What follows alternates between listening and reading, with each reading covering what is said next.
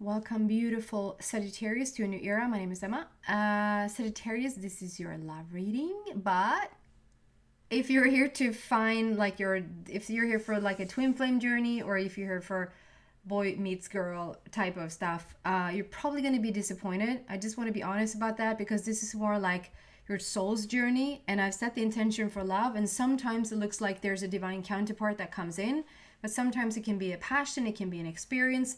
What is the journey right now that leads you most to your own inner love, to your own love for yourself and for others, and as a collective, is more about the ascension and spiritual growth than anything else. So with that said, if you're still interested, this reading is for you. So for Sagittarius and their love story, what can we tell them? We're going to start with an overall message here, overall energy, and then just go deeper and deeper into it. Love for Sagittarius, please.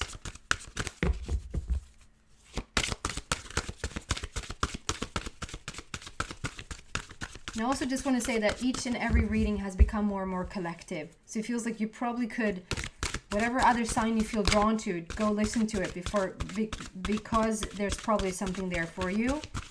And with that said, you probably could listen to every reading and there's something there for you, because they're, like I said, they're becoming more and more collective.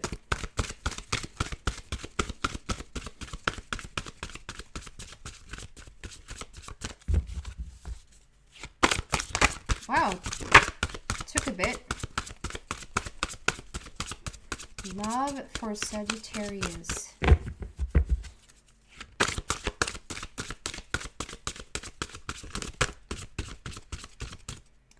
It's really wanting to work itself out there, but it doesn't really let go.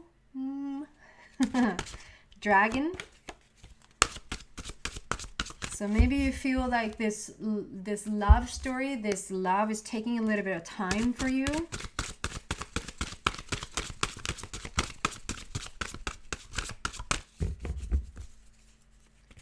Love for Sagittarius. There you go. Memories. Cherish memories of loved ones. So there seems to be a lot of nostalgia or a lot of daydreaming about a specific relationship or how it would look like if you're in a relationship. So this is very much boy meets girl or girl meets girl or whatever. It's a lot of thinking. It's a lot of thinking and memories and like thinking about a relationship rather than maybe being in one. So we're going to see what this is about. What is this here for Sagittarius, please?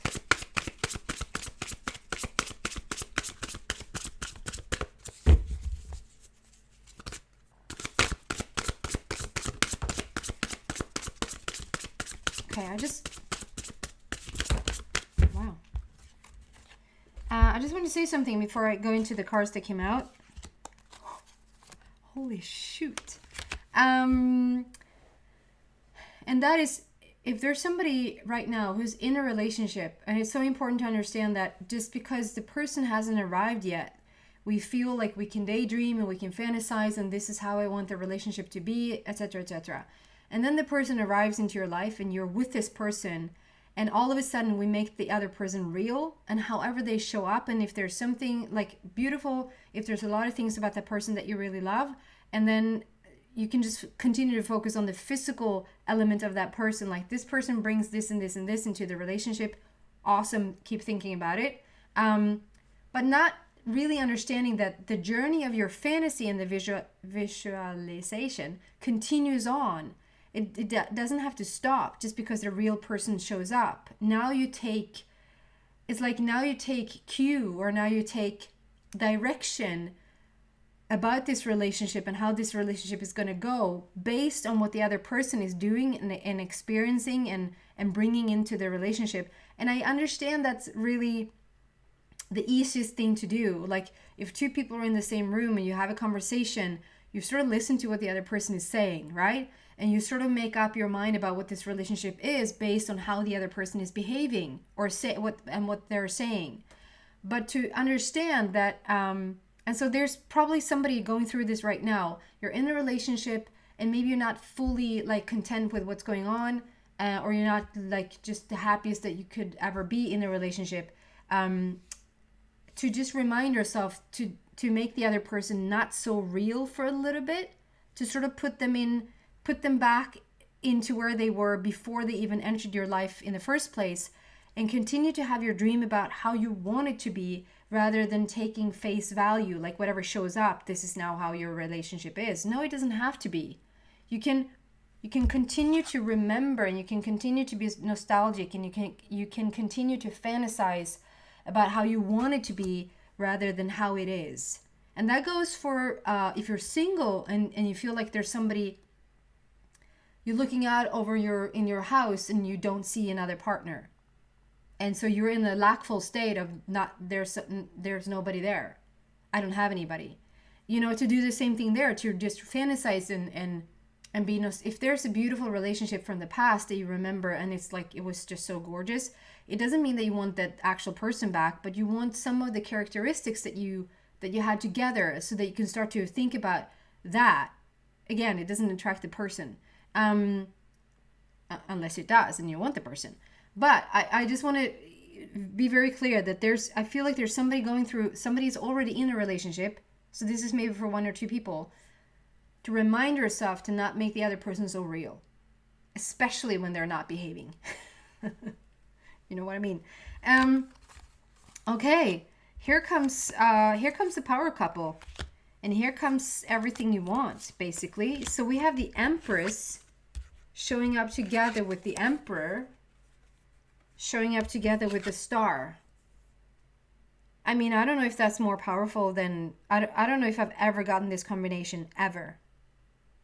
This is so freaking powerful. So the Emperor and the Empress, this is my power couple. What does power couple mean? We hear that all the time.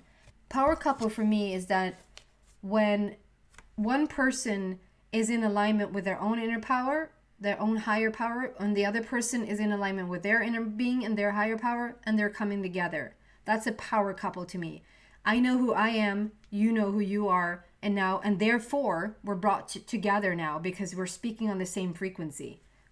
The Empress and the Emperor, like these two people, and I would say the Empress knows a little bit more. She's just a little bit more in balance. She's a little bit more knowing who she is, being very, very confident.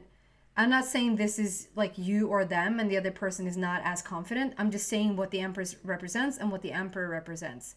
So I'd say the Empress is a little bit more confident in her right element all the way through, completely in balance.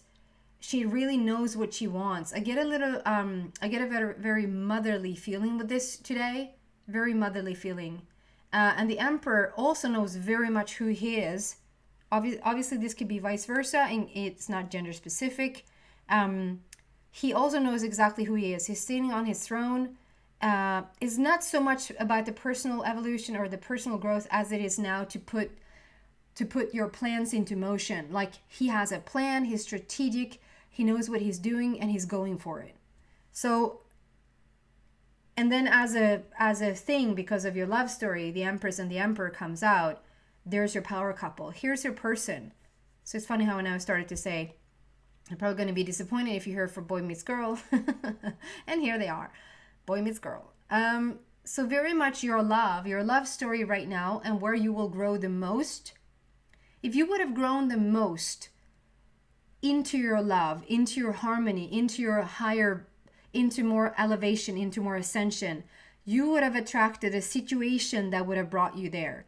And it seems like right now, in the work that you're doing with yourself, this relationship will be the most beneficial thing to bring you into love, if that makes sense. I think that always, always, always, and forever, we're going to be bringing things in for ourselves to put us in the most elevating and ascending situation possible, to get to know ourselves, to understand our full potential.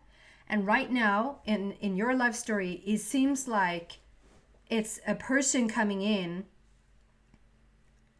/ okay, I want to say, because there's still this story out there, is for some of you guys, there's going to be this person coming in, and that's the most beneficial thing for you right now, to really find your love and to really find your alignment and to really starting to really figure out your true potential. For others, it's going to be you're already with somebody, and here's where your ascension comes in. Here's where your elevation, like here's where your wisdom or more knowledge comes in, is to understand that whatever you think is real outside of you, even though it's a person, isn't really that real. So that you can still sort of look away a little bit from the person and go into your fantasy land, go into starting to manifest again as if the person wasn't there, how you want it to be, and then have that play out in your actual relationship. So that's the ascension for some of you guys. So 3 and 4 is a beautiful process. It talks about how like we're going from A to B to C. Like there's not a quantum jump. There's no, rushing anything. There's a beautiful process happening right as we speak. And there's a lot of thinking about it. Sagittarius, if you're single, there's a lot of thinking about this relationship. You have a strong wanting for this relationship. I think, wasn't it the last reading where it was a strong wanting for it as well, but it was more like you wanted your family. I'm just being reminded of, maybe I'm just going to trust it. I'm just going to trust the message. So apparently last time for Sagittarius, I think that you were thinking a lot about your family, like your family tribe. You're wanting to come home. You want to have this family. And it sort of is a little bit of a different vibe here today, because it's like you and your person. Where do you grow the most? Where do you grow the most into your love, into your harmony, into your full potential? There's your divine counterpart. I mean, you can still have your family, but this is more like the other person entering into your life. And you're really thinking about them. With the star coming out together with 9 of Michael. So there's something here.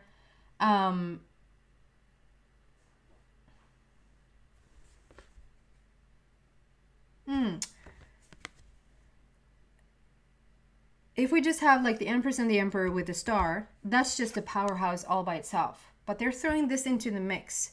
So first I want to say, if this was only here by itself, I would say there's so much healing taking place. There's so much you coming into your own. You're coming into your power, which leads you to allow this other person to enter your life. Wish fulfillment, unconditional love, hope. So many different beautiful things here. With the number 17, which is immortality, which speaks about the longevity. First and foremost, it speaks about the longevity of the relationship. This is a commitment that is not just this is not a catalyst, as I used to call them, a learning curve. It's not a learning curve relationship.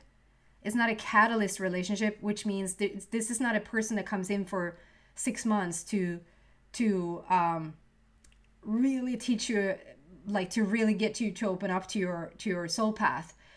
This is the long-term stuff. This is commitment. This is somebody that really nurtures your heart. They're there to help you open your heart. They're there to help you see your full potential, not to crack you open through hardship so that you finally understand who you are.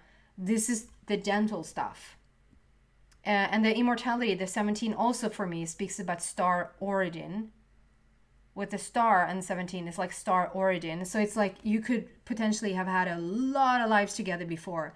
And because you've had those multiple lifetimes together, there's probably going to be like an instant recognition as they enter your life, as they come, if you just scroll through some images on whatever you are, Instagram, Facebook, what does people have these days? That's not quite telling my age. Snapchat, wherever you're looking, or even if you're like on an app, if you're like doing internet dating or that sort of thing, you'll just going to be able to, just by one image of this person, there's going to be like a response in your body, like, who is this person? I recognize them. And it's not because you met them before in this lifetime, it's because you've had multiple lifetimes together before. We're throwing Nine of Michael into this mix, which is talking about how you're ending an old cycle, and you're ending the way that you were in your previous relationships it's not coming in here.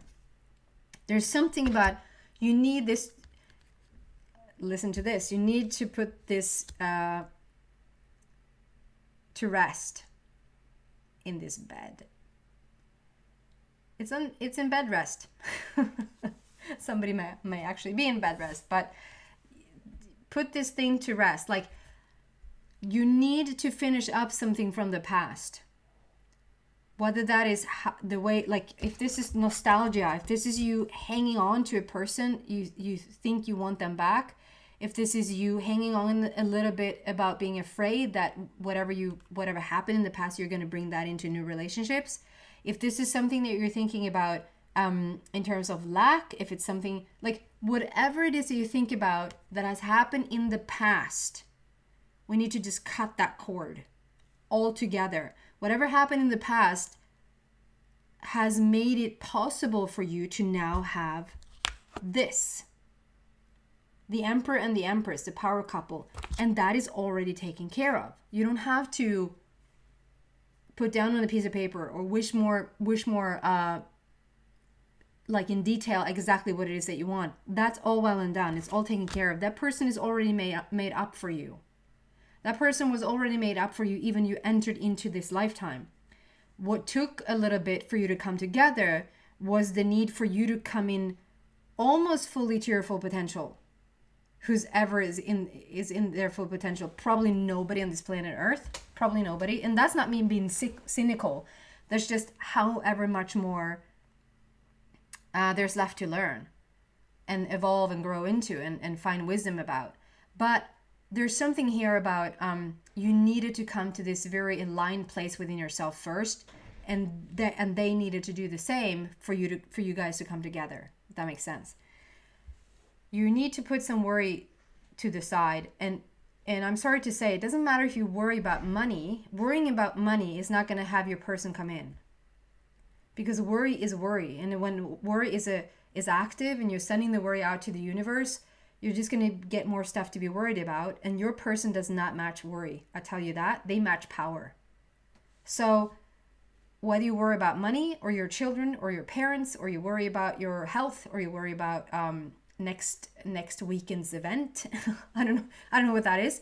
If there's any kind of worry going on, you need to put it to rest.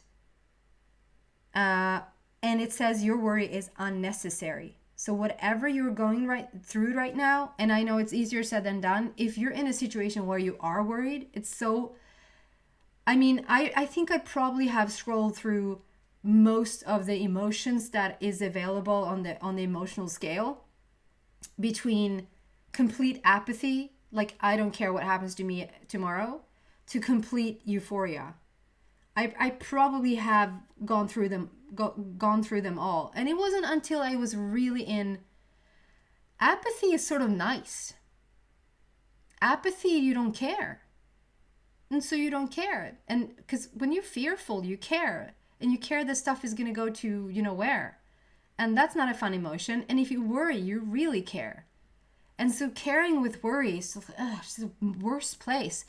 But it has more energy than apathy when you just don't care. Like, I don't care if there's a truck. I don't care. Well, I might hit you. See if I care. You know, it's a very liberating feeling because you don't care. But when you feel worry, and I've been in worry, you're worried about everything. The most silly thing, you worry, all of a sudden you worry about stuff that you usually don't worry about, because when you're in worry, you worry. When you're in hope, the stuff that shows up now, you don't care the way you cared when you were in worry, because it's not worry anymore, and it's not fear, it's not anger, it's hope, right? So not until I really was in the worry vibration, and to understand that it is a vibration, I'd say fear and worry is the two most, for me anyway, and for all the people that I worked with. So in my reference and in my experience, I would say, and somebody else may argue, but in my experience, fear and maybe worry is the toughest one. I'm not saying this if you are worried now, Sagittarius, to bring you down. I'm just saying, give yourself some freaking slack. Give yourself some permission to just feel like, you know, because worry is, in my experience, the toughest vibration to get out of. Because once you worry and the universe gets a hold of that and brings you more things to be worried about, it's a tough one to get out of. But you really, really can. So you need to start to focus on things where you feel stable. And at the first minute and at the 5th minute and at the 10th minute and at the first hour, you're still going to be drawn back into the worry. But you're not going to give up, because you have a choice in every single second thought you have a choice to either go back into the worry or to choose stability. Go back into the worry or choose stability. And it's going to be a freaking 24/7 hour job in the beginning to do so, to just continue to move into the stability. You have the Emperor and the Empress on the table with the Star. It doesn't get any more powerful than this. And that's probably why you feel the worry. There's like an anxiety feeling, because you feel and you know that you're so freaking close, like you're on the brink to a breakthrough. A real breakthrough. I'm not talking about, I don't know what I'm talking about. You're on the brink to a real breakthrough. And then every single control system sets in to say, where you go? What are you doing? To the best of your ability, just continue to move over to stability. Whatever brings stability into your life, if breathing brings stability, breathe. If drinking water brings stability, drink water. If listening to soothing music brings you stability. If thinking about a certain person that you feel is very stable, that person is very anchored in. If you think about bears, like if I think about like an animal and I think about a bear, I'm immediately like rooted. Like, aren't you? Like you're grounded into Mother Earth when I think about bears, because they feel so, do what you can with your mind that's freaking out because you're about to have a breakthrough. The worry is unnecessary. You need to put it to rest. And the minute you do so, you're going to step into this power. But maybe Sagittarius, that's what you know. And that's why you freak out a little bit extra right now. Your whole body is in fight or flight mode, or like your mind goes crazy because it's like, what are you doing? We're safe behind here. What are you doing? Well, I'm trying to have a breakthrough. Can you please come along? So there might be like a worry slash frustration. Worry slash frustration. And I take frustration any day of the week over worry. So if that's what you have to choose from, choose frustration. Frustration has a higher energy. And when you're in frustration, it's so much easier to be frustrated than to be worried. Can we have a little addition to this?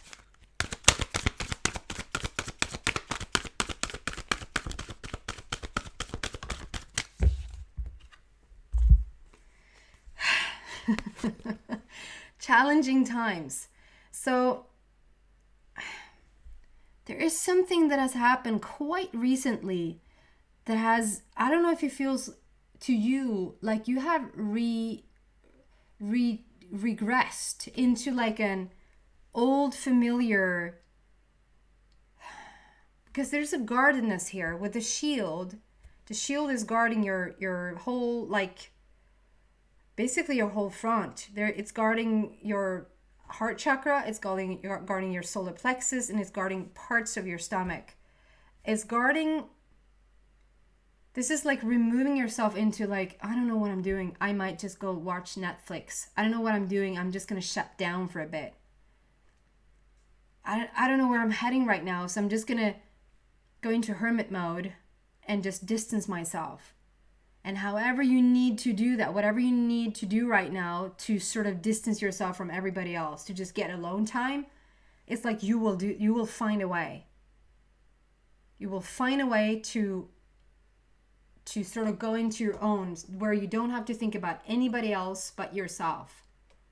And whatever will get you there, you will do it. You might not think that you're doing it on purpose, and you might not doing it. You might not do it on purpose, but you're still doing it because. And the silly thing is that the only thing you want to protect yourself from, the only reason why you want to guard yourself around, like from everybody else and from life, is because you're about to have a freaking breakthrough.